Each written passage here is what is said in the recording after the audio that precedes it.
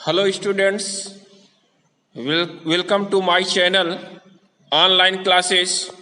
और आज हम लोग कक्षा 10 सामाजिक विज्ञान में कुछ अपने अगले टॉपिक के बारे में पढ़ेंगे।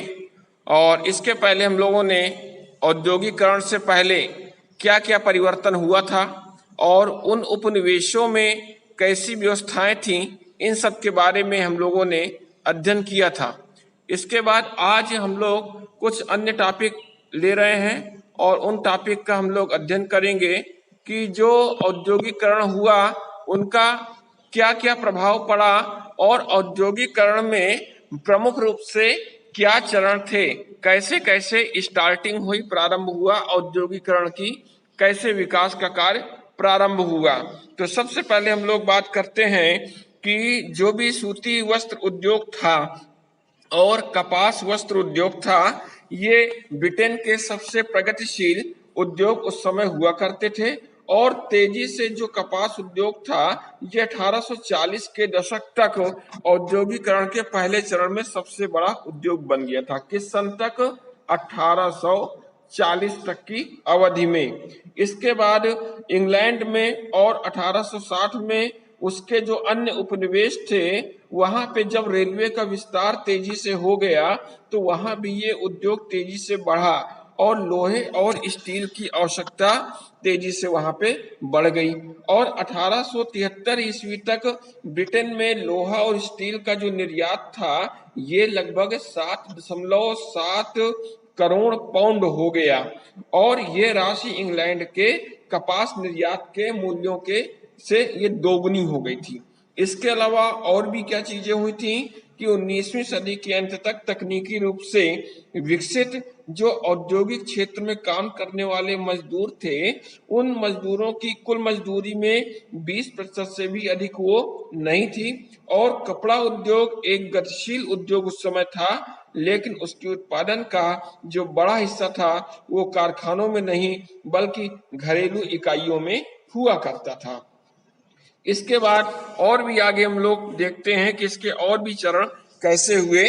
तो इसमें परंपरागत जो भी उद्योग उस समय हुआ करते थे उन उद्योगों में परिवर्तन की जो गति होती थी जब भाप से चलने वाले सूती और धातु उद्योग से निर्धारित नहीं हो रही थी, तब परंपरागत उद्योग पूरी तरह से ठहराव की अवस्था में नहीं थे।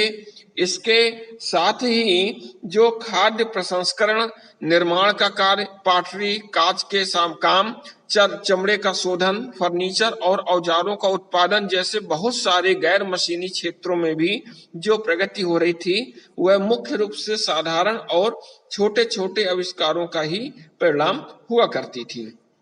इसके अलावा प्रौद्योगिकी परिवर्तनों की गति उस समय बहुत ही धीमी थी और औद्योगिक भूदृश्य में ये परिवर्तन तेज नहीं हुए थे। जो भी सौदागर होते थे, व्यापारी होते थे, उनके उपयोग के प्रश्न पर संभल कर कदम ये बढ़ाते थे और मशीनें हमेशा खराब हो जाती थी, उनकी मरम्मत में अधिक व्यय होता था। ये मशीनें उतनी ही अच्छी नहीं होती थी जितना उनके आविष्कारकों और निर्माताओं का दावा हुआ करते थे कि ये मशीन ऐसा काम करेगी। बहुत सारे इतिहासकारों ने यह भी स्वीकार किया कि 19वीं सदी के मध्य का जो भी औसत मजदूर था वो मशीनों पर काम करने वाला नहीं था बल्कि परंपरागत कारीगर होता था और मजदूर ही होता था। तो इस तरह हमको ये कन्फर्म हुआ कि औद्योगिक क्रांति अलग अलग चरणों में कैसे आया।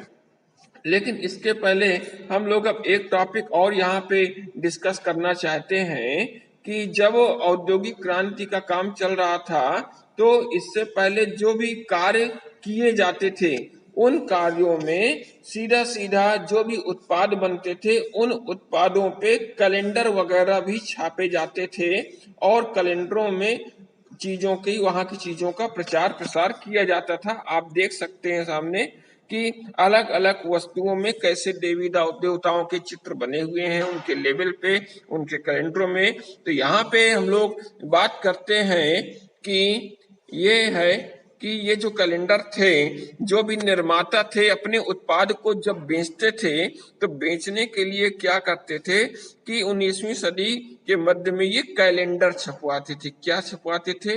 कैलेंडर। कैलेंडर छपवाते थे। अब ये कैलेंडर क्यों छपवाते थे इसके बारे में थोड़ा सा बात करते हैं हम लोग कि इसमें अनेक उत्पाद थे और कैलेंडरों का ये संदेश हुआ करता था कि अगर आप शाही व्यक्ति का सम्मान करते हैं तो इस उत्पाद का भी सम्मान कीजिए।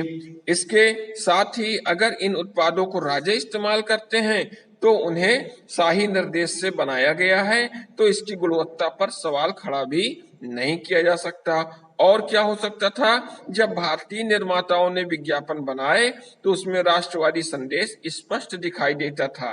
यदि आप में राष्ट्र प्रेम की भावना है तो आप भारतीय उत्पाद ही खरीदेंगे। इस तरह के विज्ञापन स्वदेशी के राष्ट्रवादी संदेश के वाहक बन गए और अखबार और पत्रिकाओं को पढ़कर समझा जा सकता था, लेकिन कैलेंडर को देखकर भी समझा जा सकता था। इसके लिए शिक्षित होना आवश्यक नहीं था। और चाय की जो दुकानें थीं, दफ्तर थे, मध्यवर्ती घर थे, वहां पे ये कैलेंडर लटके रहते थे। जो इन कैलेंडरों को लगाते थे वे विज्ञापन को भी प्रतिदिन और वर्ष भर देखते रहते थे। ये उनकी खास बात थी। इसके अलावा इन कैलेंडरों में भी नए उत्पादों को बेचने के लिए देवताओं के चित्र हुआ करते थे और देवताओं की तरह महत्वपूर्ण व्यक्तियों, सम्राटों और नवाबों के चित्रों का भी विज्ञापन एवं कैलेंडरों में इस्तेमाल होने लगा। इस प्रकार जो भी उस समय के निर्माता थे उन निर्माताओं ने लेबल में और कैलेंडरों में बहुत सारा काम किया और वहां की राष्ट्रवादी भावनाओं को देखते हुए, वहां देवी देवताओं के प्रचलन को देखते हुए उसमें अलग अलग उन्होंने चित्र छापने प्रारंभ कर दिए और उन चित्र छाप करके उनकी भावनाओं को लेते हुए अपने प्रोडक्ट, अपने सामान उन्होंने बेचने प्रारंभ कर दिए। तो आप ये सभी नोट्स कंफर्म कर लीजिएगा, तैयार कर लीजिएगा और मिलते हैं हम लोग अपने अगले टॉपिक में।